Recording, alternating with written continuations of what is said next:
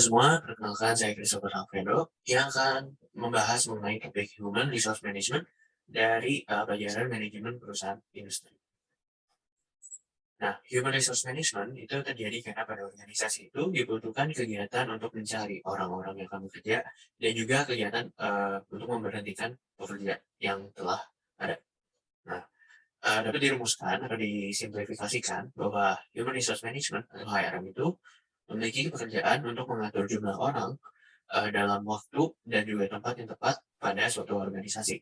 Nah, HRM ini memiliki target penting untuk memastikan organisasi atau perusahaan memiliki tenaga kerja yang baik atau high quality. Nah, di sini ada catatan penting bahwa manajer juga harus ikut campur tangan dalam kegiatan HRM, walaupun ada divisi khusus yang mengatasi pekerjaan atau kegiatan ini. Nah, misalnya dalam interview, orientasi, dan evaluasi pekerja, manajer itu harus ikut campur tangan. Oke. Nah, dalam HRM ini ada 8 tahapan berdasarkan buku yang digunakan.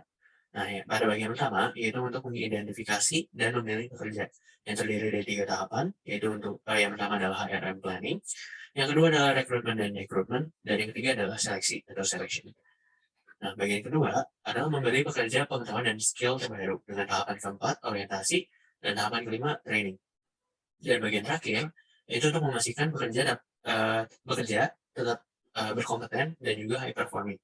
Nah, ada 3 tahapan, yaitu performance management, compensation and benefits, dan juga career development. Nah, selain 8 tahapan tersebut, ada juga yang disebut dengan external factors atau external environment, yang merupakan faktor yang mempengaruhi ke-8 tahapan proses yang tadi telah disebutkan. Nah, faktor ini apa aja? Yang pertama itu adalah kondisi ekonomi, lalu ada labor unions atau persekutuan kerja, lalu ada hukum dan regulasi pemerintah, dan juga tren demografi. Demografi itu pembahasan mengenai suatu populasi. Nah, yang pertama mengenai ekonomi. Nah, ini misalnya apabila kondisi ekonomi sedang memburuk, maka perusahaan akan terdorong untuk beradaptasi. Nah, ini contoh kasusnya apabila kondisi ekonomi sedang memburuk, maka perusahaan akan mengurangi jumlah pekerja yang dibutuhkan, lalu juga posisi pekerja juga jadi banyak yang berdasarkan kontrak untuk mengurangi biaya gaji untuk para pekerjanya. Nah, untuk faktor kedua mengenai persekutuan pekerja, itu dapat dilihat dulu apa itu persekutuan kerja. Nah, persekutuan kerja adalah organisasi di mana anggotanya adalah khusus untuk para pekerja di suatu perusahaan atau organisasi. Nah, tujuannya itu untuk melindungi keinginan para pekerja. Nah, ini contoh pengaruhnya, yaitu banyak kebijakan HRM yang akhirnya ditentukan berdasarkan negosiasi antara HRM dan persekutuan kerja. Misalnya pada praktik disiplin di tempat kerja, mengenai kriteria rekrutmen dan juga kriteria rekrutmen. Nah, faktor ini bisa dianggap berpengaruh kuat, tapi masih terbatas. Nah, untuk faktor ketiga, hukum dan regulasi pemerintah merupakan faktor yang dianggap berpengaruh paling kuat dibandingkan 3 faktor eksternal lainnya. Nah, hukum dan regulasi pemerintah itu dapat dilihat pengaruhnya sangat kuat. Dan ini contoh-contoh hal yang dipengaruhi dari hukum dan regulasi pemerintah, yaitu kesetaraan suku, ras, etnik dalam penentuan upah, lalu ada juga keselamatan dan keamanan para pekerja yang telah distandarisasi oleh suatu negara, dan juga mengenai kewajiban perusahaan seperti asuransi, kesehatan para pekerja, atau waktu kerja yang layak dan tidak melebihi batas normal. Dan banyak juga hal-hal lain yang ditentukan oleh hukum dan regulasi pemerintah. Nah, untuk faktor terakhir yaitu adalah tren demografi, di mana seperti yang tadi dibahas tadi, demografi itu membahas suatu populasi. Dan di sini konteksnya adalah populasi para pekerja. Nah, ini contohnya pada perusahaan itu terjadi para pekerja yang banyak mendekati lanjut usia, atau mungkin perubahan komposisi atau perbandingan ras yang ada dalam uh, lingkungan kerja di suatu perusahaan. Dan contoh terakhir itu munculnya generasi baru yang memiliki cara berpikir dan kebiasaan yang berbeda, dan generasi ini baru muncul dan menjadi wave baru dalam dunia pekerjaan. Nah, ini skema dari 8 tahapan proses dan juga pengaruh dari external environment. Nah, untuk bagian pertama yaitu mengidentifikasi dan memilih pekerja, di mana kegiatan atau proses pertama itu planning. Dan di tahapan ini itu kegiatan untuk memastikan apakah para pekerja sudah sesuai dalam bentuk jumlah, tempat atau posisi pekerjaannya, dan juga waktu pekerjaannya. Nah, ada hal penting yang dilakukan dalam tahapan ini, yaitu untuk mencatat pekerjaan yang sudah ada, baik nama, edukasi, training, skill, dan hal-hal lainnya.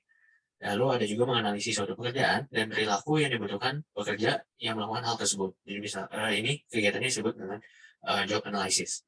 Lalu ada juga untuk merumuskan deskripsi pekerjaan itu dan kualifikasi minimumnya dari kegiatan job analysis tersebut. Nah, ini deskripsi pekerjaan itu lebih dikenal dengan job description, sedangkan kualifikasi minimum itu bisa dikenal dengan namanya job specification. Dan tahapan terakhir itu untuk menyocokkan dengan visi, tujuan, dan strategi dari perusahaan.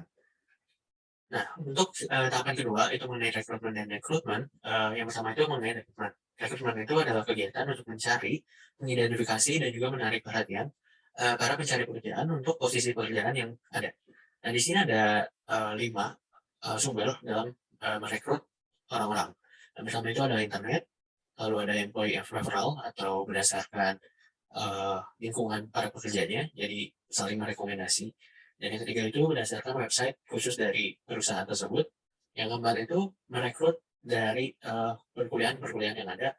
Dan yang kelima itu berdasarkan dari organisasi khusus yang menawarkan para pekerjanya. Nah, di sini dapat dilihat pada kelebihan dan kekurangannya. Mungkin saya demi mempercepat pembahasan ini, saya serahkan pada para penonton untuk membacanya sendiri. Nah, untuk mengenai rekrutmen itu adalah kegiatan yang mengurangi jumlah pekerja suatu organisasi.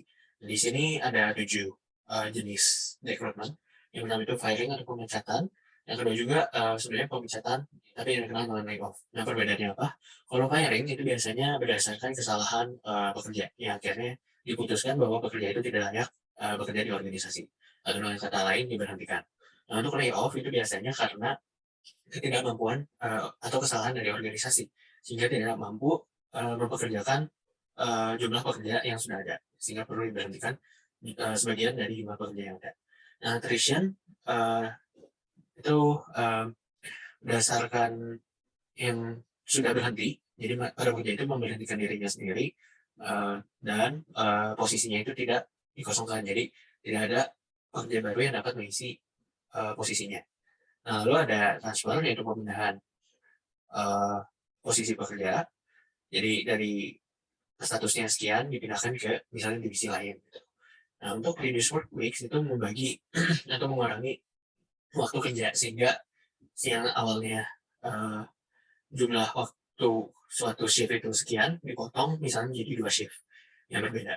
Dan yang untuk early retirement itu pemberhentian para pekerja yang sudah mendekati lanjut usia tapi belum pada waktunya, jadi dipercepat. Dan untuk job sharing itu untuk membagi satu posisi itu menjadi 2 orang, tapi bagian ini saya juga kurang mengerti, jadi mohon maaf. Nah, untuk proses ketiga yaitu adalah seleksi atau selection, itu kegiatan dalam memprediksi kinerja pelamar kerja dan mengambil keputusan sesuai prediksi tersebut. Nah, dalam praktiknya tentunya banyak kesalahan yang terjadi. Nah, yang dari pelamar kerja yang diprediksi itu apakah orang tersebut akan cocok dan dapat menjadi pengaruh penting dalam perusahaan atau tidak. Nah, dapat dilihat pada skema ini, kalau yang benar itu kalau orangnya dianggap berhasil dan akan berhasil dalam bekerja dan diterima, maka keputusan itu benar. Dan apabila orang tersebut tidak sesuai dan ditolak, maka keputusan tersebut juga sesuai. Tapi di sini ada 2 error yang berbeda.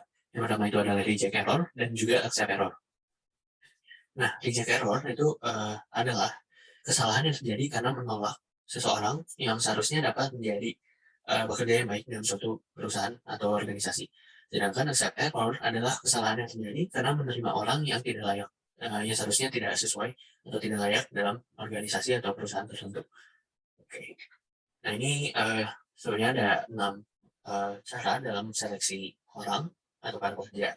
Yang ada itu berdasarkan form, atau berdasarkan ujian tertulis, atau berdasarkan tes simulasi, bisa juga berdasarkan interview, bisa juga berdasarkan investigasi, dan juga berdasarkan pengukuran secara fisik, kemampuan fisik pekerjanya.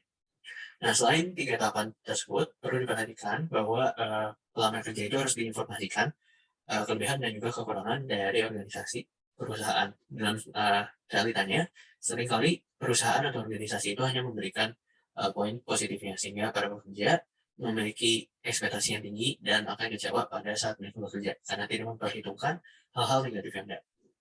Oke, itu bagian pertama. Nah, ini study case yang terjadi pada perusahaan Tesla.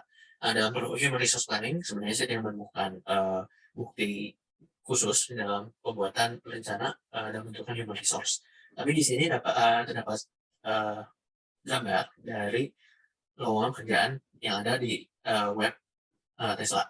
Nah, di sini dapat dilihat ada posisi khusus, lokasinya di mana, dan juga sebagai apa. Dan ini juga ada uh, deskripsi dan apa yang dibutuhkan atau spesifikasi dari pekerjaan ini. Jadi bisa dibilang terjadi human resource planning, tapi tidak ada bukti secara khusus. Nah, lalu mengenai bagian rekrutmen berdasarkan sumber yang didapatkan, perusahaan Tesla itu memberikan atau membuka lowongan pekerjaan itu berdasarkan internet. Nah, dengan metode tersebut dapat diketahui dari slide sebelumnya bahwa jumlah pelamar kerja akan sangat banyak dan akan menimbulkan banyak jumlah orang yang tidak sesuai atau tidak memenuhi standar pekerjaan yang dibutuhkan. Nah, dalam rekrutmen ini juga perusahaan Tesla khususnya pada divisi engineering memiliki dua metode dalam merekrut, yang pertama itu interview dan juga berdasarkan ujian tertulis, dan tentunya juga berdasarkan data-data resume atau CV yang diberikan oleh pekerja yang melamar itu. Nah, untuk bagian rekrutmen ini ada dua kasus. Yang pertama itu pada awal tahun 2019, di mana perusahaan Tesla akhirnya memutuskan untuk melakukan layoff sebanyak 7% dari total pekerja yang ada. Nah, penyebabnya itu karena tekanan ekonomi pada perusahaan Tesla yang sedang melakukan proses perilisan Tesla model 3. Nah, ini dapat dilihat ada pengaruh eksternal faktor atau eksternal environment yang berupa ekonomi dalam pemutusan rekrutmen. Nah, kasus kedua itu terjadi pada bulan Juni pada tahun 2018, di mana Tesla melakukan layoff sekitar 9% dari total pekerjaannya. Tapi penyebabnya itu berbeda dari kasus pertama, di mana kasus yang kedua ini disebabkan karena terjadinya redundansi atau duplikasi pekerjaan yang dibutuhkan. Jadi pemotongan pekerjaan atau pengeluaran jumlah kerja, sehingga pekerjaan yang dilakukan itu berjalan secara efisien. Oke. Untuk selanjutnya itu mengenai selection. Seperti yang telah dibahas tadi, bahwa perusahaan ini menghadapi peluang pekerja yang sangat banyak dan banyak juga orang yang tidak tepat dan tidak sesuai untuk memenuhi standar pekerjaan yang dibutuhkan. Nah, dalam mengatasi hal ini, perusahaan Tesla mengatasinya dengan cara mempersulit seleksi pekerja, dan dapat dilihat bahwa secara statistik itu hanya 0,5% yang diterima. Nah, lalu kriteria seleksi ini ada berdasarkan dua poin. Yang pertama itu berdasarkan kecocokan kandidat pekerja terhadap misi dan budaya pada perusahaan Tesla, dan juga berdasarkan standar kualitas kandidat pekerja tersebut yang sangat tinggi. Maksudnya sangat tinggi itu misalnya berdasarkan kemampuan yang sudah dimilikinya itu udah baik misalnya dalam soft skill, managing, dan hal lain-lainnya. Nah, untuk kecocokan kandidat pekerja terhadap misi dan budaya Tesla itu diuji lagi berdasarkan 4 poin. Yang pertama itu apakah orang tersebut inovatif untuk memunculkan ide dan membuat teknologi baru. Yang kedua itu apakah pekerja tersebut semangat untuk bekerja. Yang ketiga itu apakah pekerja bersifat kolaboratif. Hal ini penting karena dalam budaya kerja Tesla itu fokus pada kolaborasi antar pekerja dalam menyelesaikan masalah-masalah yang ada. Dan yang poin keempat itu adalah apakah pekerja ini dapat dipercaya sebagai bekerja dalam perusahaan ini. Nah, untuk ini bagian kedua itu memberi pekerja pengetahuan dan skill terbaru. Nah, pada bagian ini ada dua poin atau dua step dalam HRM, itu orientasi dan training. Nah, orientasi sendiri adalah memperkenalkan pekerjaan, budaya, dan hal-hal yang dibutuhkan untuk pekerja baru, sehingga pekerja dapat mendapatkan gambaran mengenai kondisi kerja yang akan dilakukannya. Nah, di sini ada dua tipe, yaitu work unit orientation dan juga organization orientation. Bedanya itu mengenai subjek yang diorientasikan. Kalau work unit itu mengenai pekerjaan yang dilakukannya, yang akan dilakukannya, sedangkan organization itu mengenai organisasi yang baru saja diikutinya. Nah, untuk training itu adalah pelatihan untuk para pekerja agar mendapatkan keahlian atau skill yang dibutuhkan pada perusahaan atau organisasi yang diikutinya. Jadi ada contohnya misalnya untuk pelatihan untuk kreativitas, pelatihan untuk manajemen skill, atau mungkin untuk komunikasi. Nah, di sini juga ada dua tipe, yaitu pelatihan secara umum atau general, dan juga specific training atau mendalam atau khusus pada suatu subjek tertentu. Nah, baik orientasi dan training itu ada 3 bentuk, yaitu bentuknya formal, informal, atau juga berbentuk intens. Nah, intens itu maksudnya untuk mempersiapkan pekerja untuk dapat bekerja secepat mungkin. Jadi bentuknya itu baik orientasi dan training itu sangat berat, tapi baik dalam segi waktu. Oke. Nah, ini study case-nya untuk orientasi pada perusahaan Tesla ini memakan 2 sampai 3 hari. Tapi dalam perusahaan ini orientasi itu dilakukan dengan sangat singkat dan ada harapan untuk dari perusahaan kepada pekerja itu untuk dapat mencari tahu apa yang diperlukan secara mandiri.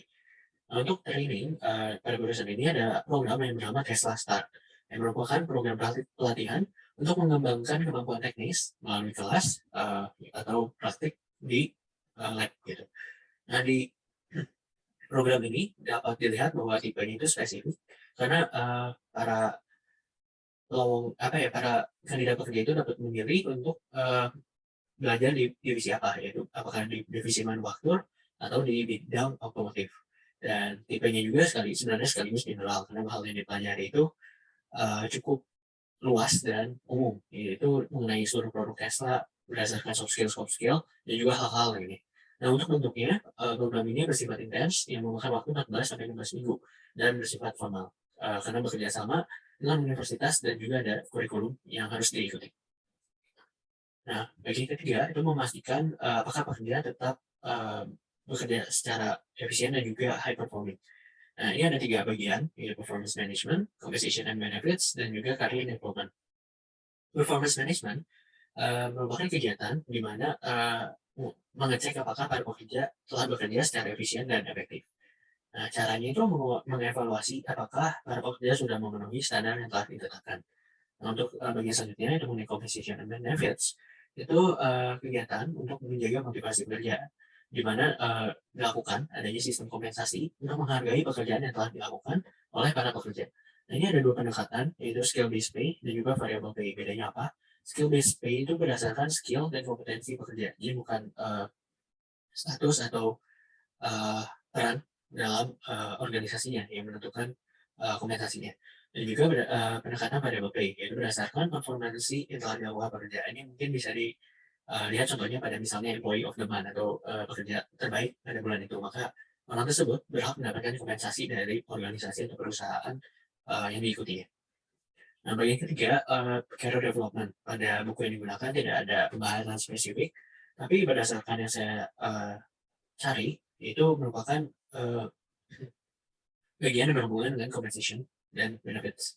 Nah, apabila seorang bekerja dengan baik dan layak memiliki tanggung jawab yang lebih besar, maka orang tersebut atau pekerja tersebut berhak untuk memiliki karir yang lebih baik atau naik jabatan. Nah, ini yang disebut dengan career development. Nah, ini ada contoh dari cara mengevaluasi para pekerja. Di sini ada 7 cara, yaitu berdasarkan penulisan esai manajer mengenai para pekerjanya, itu berdasarkan critical incident atau hal-hal yang spesial yang mudah diingat dari atau kegiatan yang kritikal gitu ya. Dan ketiga itu berdasarkan graphic rating scale, yang keempat berdasarkan BARS atau behavioral and short rating scale, yang kelima itu multi-person comparison, jadi perbandingan dari orang-orang, dan yang keenam itu adalah MBO, di mana melihat apa yang telah diraih mengenai tujuan yang telah ditetapkan, dan yang terakhir itu 360 degree appraisal, jadi dari feedback orang-orang yang bekerja sama dengan pekerja tersebut. Nah, ini study case-nya. Untuk performance management dalam Tesla itu kegiatannya dilakukan dalam 1 tahun sekali dan menganalisa performansi para pekerja. Nah, ini sebenarnya masih sama dengan contoh kasus yang di development. Nah, hal yang dilakukan itu melihat apa saja yang telah dilakukan oleh pekerja selama 1 tahun itu. Dan apabila baik atau high performance, maka pekerja tersebut akan diberikan kompensasi. Sedangkan kalau tidak itu akan dikeluarkan atau di rekrutmen seperti yang telah dibahas sebelumnya. Nah, berdasarkan sumber, pekerja yang tadi dianggap sebagai high performance itu akan diberi kompensasi berupa uang, dan juga yang berupa bukan uang, dan juga yang kenaikan gaji. Tapi tidak ada bukti real yang saya temukan. Jadi mungkin itu aja. Nah, Untuk career development ini juga yang tadi saya sebutkan. Jadi dari apabila pekerjaan tersebut dianggap high performance employee, maka akan ada kesempatan bahwa pekerja di Tesla ini mengalami kenaikan jabatan. Mungkin itu aja dari saya. Ini daftar pusaka yang saya gunakan. Sekian, terima kasih.